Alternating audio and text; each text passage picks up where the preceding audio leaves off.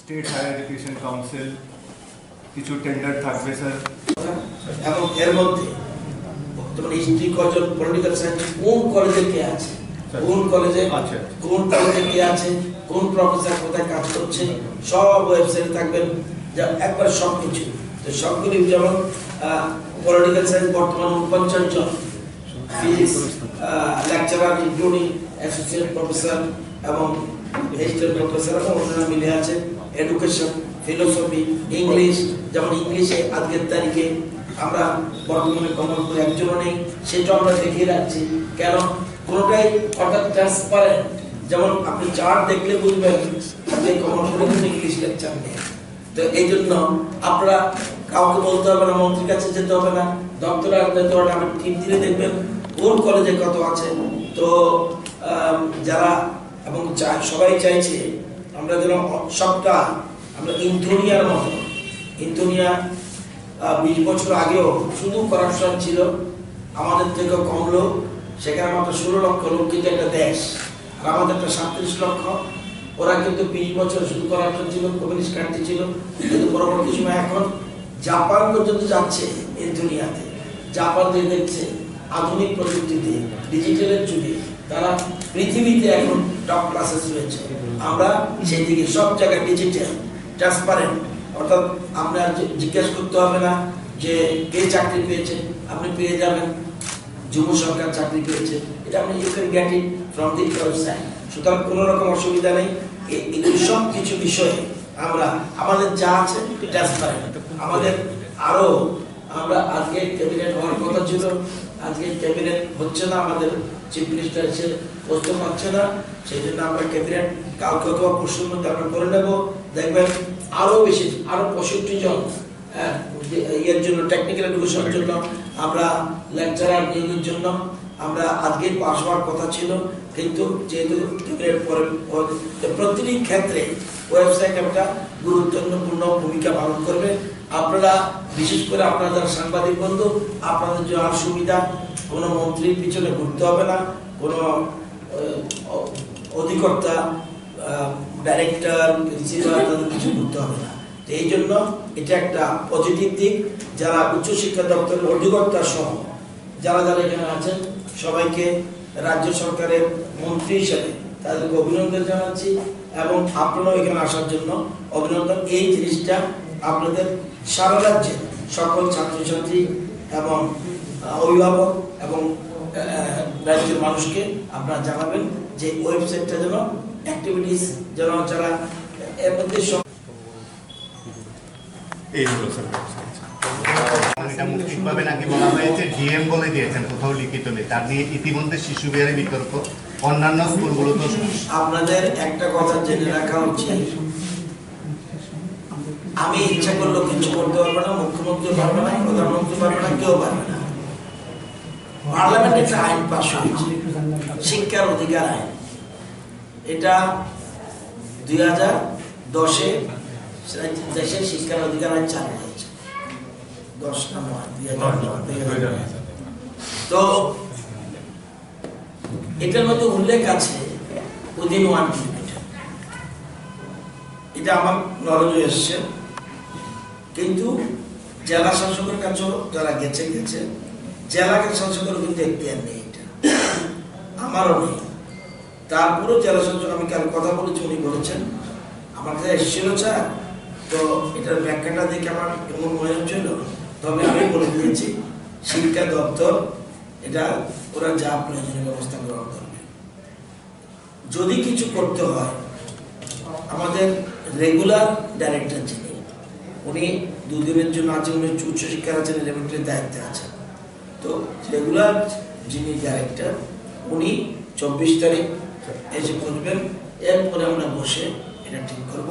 কিন্তু মনে রাখতে হবে, যা কিছু করব আইনের মাধ্যমে থেকে, ইচ্ছা করলেও আমি নতুন কিছু বেআইনি কাজ আমরা করতে পারবো না।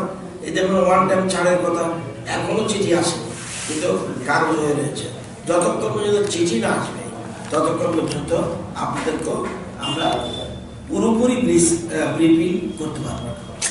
স্যার, একটা বিষয় জানা যাবে এবং এটা অনলাইনে দেওয়া যাবে এবং প্রযুক্তি শিক্ষা এটাকে ব্যবস্থাকে সার্থক রূপ দেওয়ার জন্য আমরা এটা করেছি এবং এটা একটা ওয়ার্কিং ওয়েবসাইট। সুতরাং এটা আমরা আপ টু ডেট সমস্ত কিছু থাকছে, এক রুলস থাকছে, রেগুলেশন থাকছে, রেগুলেশন থাকছে, সবকিছু মিলিয়ে এবং কি কি স্কিম রুসার কি কি স্কিম আছে সেটাও থাকবে এবং হেল্পলাইন নম্বর থাকবে, ইমেল আইডি থাকবে, স্টাইপেন্ড কত পাচ্ছে, কি ব্যাপার, স্কলারশিপ কি আছে, সবকিছু এটা মূলত রাজ্য সরকারের আপনার বিভিন্ন রকম technical college, general degree college, university সব ইনফরমেশন পাওয়া যাবে এবং আমাদের এবং এটার মধ্যে হায়ার এডুকেশন কাউন্সিলেরও অ্যাক্টিভিটিস থাকবে এবং যদি কেউ ক্লাসে না যায় সে বাড়িতে বসে দেখে নিতে পারবে কি হয়েছে,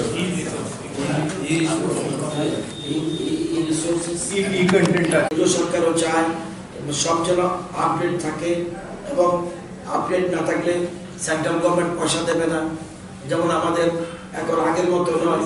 এবং টেকনিক্যাল এডুকেশনও যদি আমাদের সঠিকভাবে আমাদের যেমন আমাদের প্রফেসর কত থাকা উচিত, স্টাফ কত থাকা উচিত, লেকচারার কি থাকা উচিত, ইচ্ছা করলেই যে কোনো লোককে দিয়ে আমি লেকচারার নিয়োগ করতে পারবো না, সব কিছু রুলস রেগুলেশন সেটা থাকবে এবং হেল্পলাইন নম্বর থাকবে, ইমেল আইডি নম্বর থাকবে এবং সবাই সংশ্লিষ্ট যারা জড়িত আছে তাদের ফোন নম্বর থাকবে এবং এটা হলো জ্ঞান অর্জনের জন্য এবং গবেষণার কাছে এটা একটা বিরাট সুবিধা পাবে।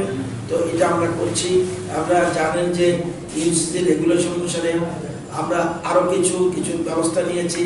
Improvement of working environment in কলেজে যেন মিনিমাম 180 দিন যেন 80 দিন যেন টিচিং ডেজ থাকে, সেগুলি আমরা চিন্তা ভাবনা করছি এবং 40 ঘন্টা প্রতি সপ্তাহে যেন টিচার 40 ঘন্টা যুক্ত থাকে পড়ার সাথে এবং এটা হলো লেকচারারের ক্ষেত্রে এবং যাদের অ্যাসোসিয়েট প্রফেসর, অ্যাসিস্ট্যান্ট প্রফেসর তাদের ক্ষেত্রে 14 থেকে 16 ঘন্টা পর্যন্ত তারা যখন এরকম improvement of academic environment in colleges এগুলি আমরা চেষ্টা করছি এবং ন্যাকের আওতায় আপনারা দেখে থাকবেন আমাদের রাজ্যের 22টা কলেজের মধ্যে 12টার মতো ন্যাক আছে, 10টার মতো ন্যাক, 11টার মতো ন্যাক হয়েছে, বাকিগুলি তো ন্যাকের আওতায় আনার জন্য আমাদের অলরেডি স্টেপস গ্রহণ করা হয়েছে এবং 26 তারিখের মধ্যে সব কলেজ যতগুলি কলেজ বর্তমানে আছে সবগুলি ন্যাকের রেজিস্ট্রেশন এবং পরবর্তী পদক্ষেপ, রেজিস্ট্রেশন আগে করে ফেললে পরবর্তী পদক্ষেপ আমরা সেখানে গ্রহণ করতে যাচ্ছি এবং আমাদের কলেজগুলি এখন ইদানিং একটু পজিটিভ দৃষ্টিভঙ্গি নিয়ে এগোচ্ছে। তো সব কিছু ব্যাপারে আমরা আপডেট রাখছি এবং যেমন এই ওয়েবসাইটে নিশ্চয়ই থাকার কথা আমি জানি না, যেমন আপনাদের বোঝাচ্ছি বোর্ড অফ আন্ডারগ্র্যাজুয়েট স্টাডিজ এটা দেখবেন স্যার, রাজ্যের উচ্চশিক্ষা দপ্তর রাজ্যের উচ্চশিক্ষার সামগ্রিক অগ্রগতির সাথে সঙ্গতি রেখে অনলাইন তথ্য প্রদান এবং প্রযুক্তি শিক্ষা ব্যবস্থাকে সার্থক রূপ দেওয়ার জন্য দপ্তরে একটা নির্ভরযোগ্য এবং কার্যকরী ওয়েবসাইট এটা গুরুত্বপূর্ণ ভূমিকা পালন করে এবং উচ্চশিক্ষা দপ্তরের বিভিন্ন তথ্য যাতে জনসাধারণ, স্টুডেন্টস, গার্জিয়ান সবাই যেন ওয়েবসাইটের মাধ্যমে পায়, এই জন্য 24 ঘন্টা এবং সহজলভ্য করানোর জন্য নতুন আঙ্গিক আগে ছিল, কিন্তু নতুন আঙ্গিকে মডার্নাইজড ডিজাইন অ্যান্ড হোস্ট করা হচ্ছে। তো এটাতে রাজ্য সরকার কি ভিশন, উচ্চশিক্ষার ক্ষেত্রে কি মিশন এবং প্রশাসনিক পরিকাঠামো কি, যেমন আমাদের 22টা ডিগ্রি কলেজ হয়ে আছে, আরো 60টা আমরা ডিগ্রি কলেজ করতে যাচ্ছি, 6টা ডিপ্লোমা টেকনিক্যাল এডুকেশন আমাদের রয়েছে, তো ইনক্লুডিং ইঞ্জিনিয়ারিং কলেজ, তো এগুলি বিশ্ববিদ্যালয়ের প্রোফাইল এবং সবগুলি এগুলিতে দেওয়া হয়েছে। স্টুডেন্টসের কি স্কলারশিপ পাচ্ছে এবং নিয়মাবলী কি টোটাল ওয়েবসাইটে পাবেন। আমাদের একটা হায়ার এডুকেশন কাউন্সিল আমরা করেছি, এর মধ্যে ইদানিং আমার একটা অর্ডিন্যান্সও হবে। আমরা 21টা রাজ্যের মতো আমরাও চাই আমাদের রাজ্য হায়ার এডুকেশন কাউন্সিল আইন পাস হোক এবং অ্যাসেম্বলি দেরি হতে পারে, সেই জন্য আমরা ইমিডিয়েট আমরা এই কাউন্সিল অর্ডিন্যান্স করে ফেলবো। এবং কোয়ালিটি এডুকেশন এটাকে সামনে রেখে ই রিসোর্স এবং ই কন্টেন্ট অর্থাৎ এটা আপলোড থাকবে, যাতে কেউ কোনো স্টুডেন্ট, প্রিন্সিপালরা আছেন, অনেকে আছেন, এবং এটা ক্লাসে গেল না, ক্লাসে না গেলেও যাতে তার পড়ার থেকে ওই লেকচার থেকে কোনো শেখানো দূরে না থাকে, সে যে কোনো জায়গায় যে পরিস্থিতি থাকুক এই ওয়েবসাইটের মাধ্যমে এটা পেয়ে যাবে। এবং ওয়েবসাইটে acts, rules and regulation, notification এগুলো। আজকে আমাদের মধ্যে honourable higher education minister government of Tripura উনি উপস্থিত আছেন। এখানে উপস্থিত আছেন principals of general degree colleges, আমাদের হায়ার এটা sir honourable governor, honourable CM recently যে হায়ার এডুকেশন এই আমাদের ক্লাসরুম স্যার রুসা স্কিম আন্ডারে করা হয়েছে, নতুন এমবিবি বিল্ডিং স্যার।